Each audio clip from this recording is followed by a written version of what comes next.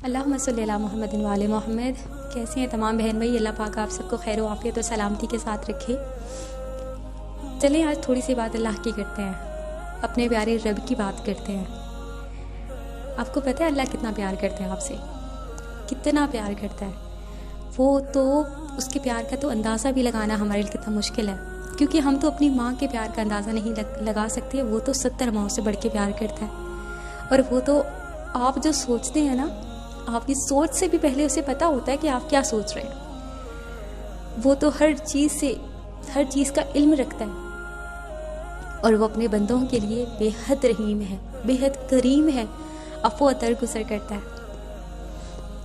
आप अपने किसी करीबी रिश्ते के बारे में सोच लें, आप अपने बहन या भाई के बारे में सोच लें, आप उसको तकलीफ़ देंगे।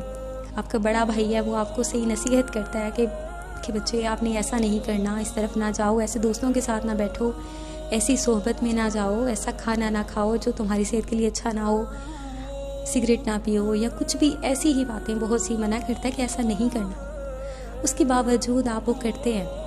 वो करने के बाद आप किसी तकलीफ़ में आ जाते हैं, आप किसी मुसीबत में आ जाते हैं, तो आप अपने भाई की तरफ लौट के आएंगे। आपका भाई आपकी मदद तो कर देगा, लेकिन वो क्या कहेगा, अब क्यों आए हो?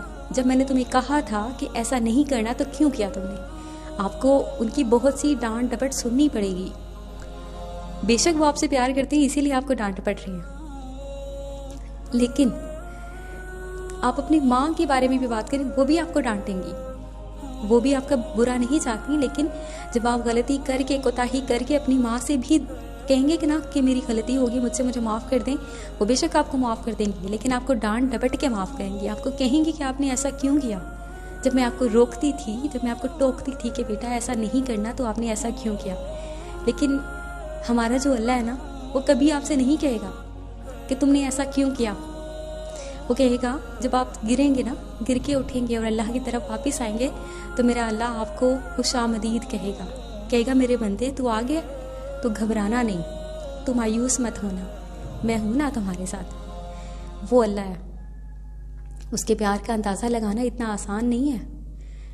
और इतने प्यारे अल्लाह के होते हुए भी हम मायूसियों का शिकार क्यों हो जाते हैं? हम क्यों तकलीफ़ों में खुद को तन्हा महसूस करते हैं, जबकि वो अल्लाह हमारी शहरग से भी ज़्यादा करीब तर है। आप पे जब मुश्किल आती है ना, कोई भी तकलीफ़ आए, तो अपने अल्लाह को एक बार ज़रूर पुकारा करें।